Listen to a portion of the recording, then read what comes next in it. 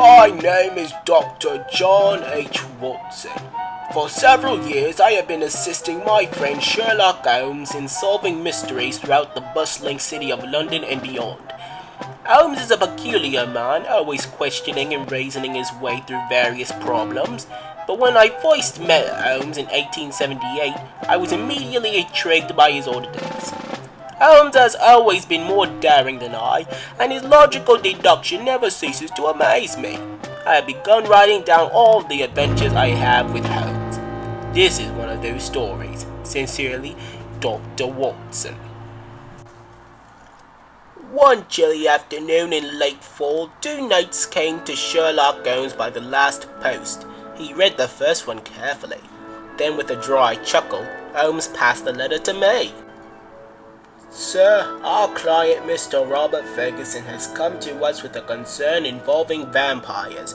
This simply does not come within our area of business, therefore we have suggested that he place the matter in your capable hands.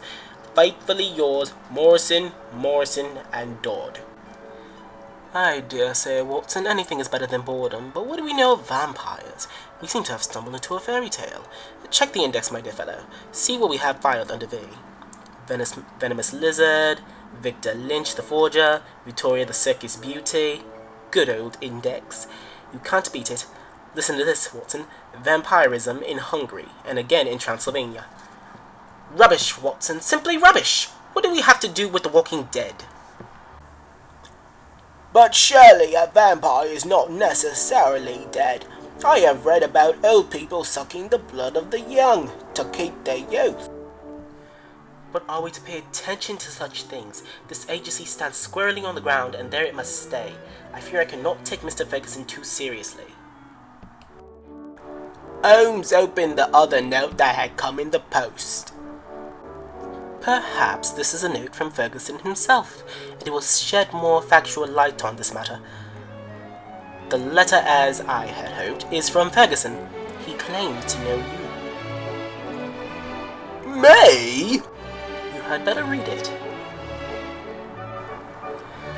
Dear Mr. Holmes, my lawyers have referred me to you. The matter concerns a friend. 5 years ago, this gentleman married the daughter of a South American merchant. The woman is beautiful and as loving a wife as any man could have.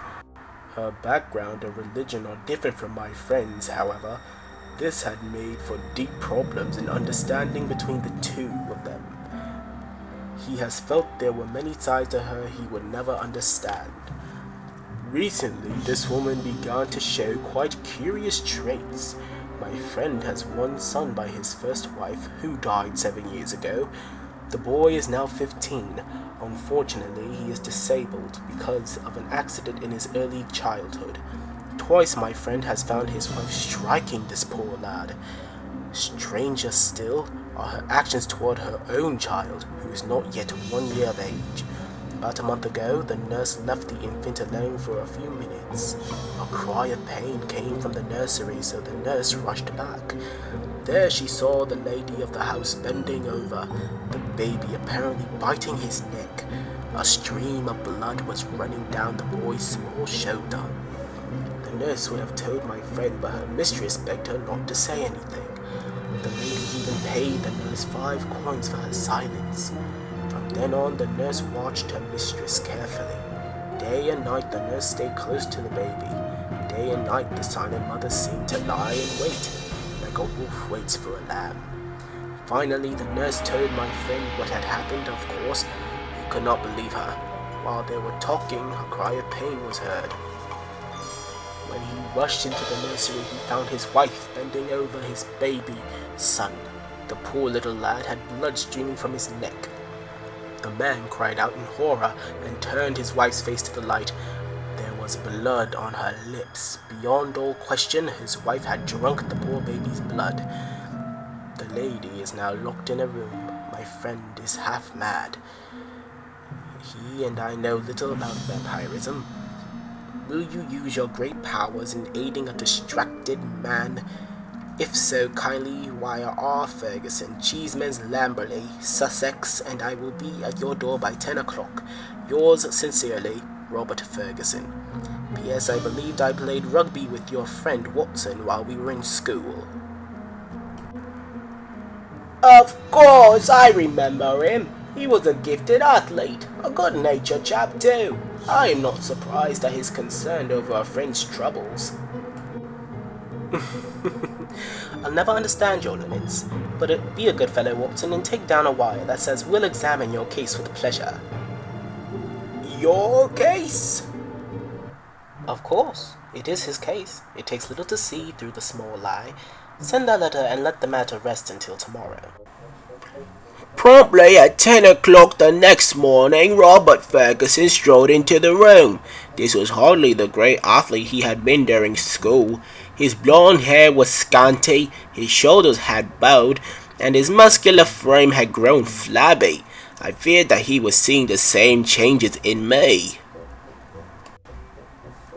Hello, Watson. You don't look quite like the man I once tackled in Deer Park, but I too have changed. It's good to see you again.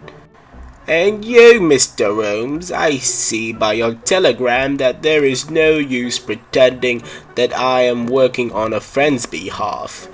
You can imagine how difficult this situation is.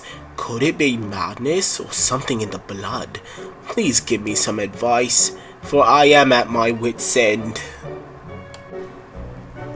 Understandably so, Mr. Ferguson. Now pull yourself together and give me a few clear answers. I can assure you that there is a solution. Is your wife still near the children? No. Camilla was cut to the heart that I had discovered her horrible secret. She will not speak to me or see me. She has locked herself in her room. Her maid Dolores has been taking care of her. Dolores is more like a friend than a servant. Then the baby is no longer in danger. The nurse, Mrs. Mason, has sworn that she will not leave the baby, night or day. I am more uneasy about my poor little Jack. Camilla has attacked him twice already. Was the boy seriously hurt by her attacks? No, he was more taken by surprise by her viciousness than by anything else. There was no reason for her to attack him. Yes, who else lives in your household? 2 servants who have not been with us long, the housekeeper and the cook. They know little of what has been going on. Then there is Michael, the stable hand, Dolores, Mrs. Mason, my wife, my 2 children, and me. That's all. Before we go further, I should like to be clear on certain points. It seems that your wife has attacked both your children in 2 very different ways. This is true.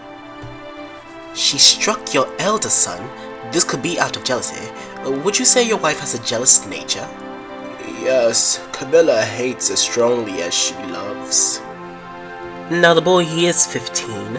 How does he feel about his stepmother? There was never any love lost between them. He was thoroughly devoted to his mother, as he is to me. Now my life is his life. He watches my every move. And I expect that your son has a very active mind, since he is probably less active with his body. Yes, my son is a smart one. He reads everything he can, from books on medicine to hunting adventures in Africa. One more point then. Did the attacks on the 2 boys happen at the same time?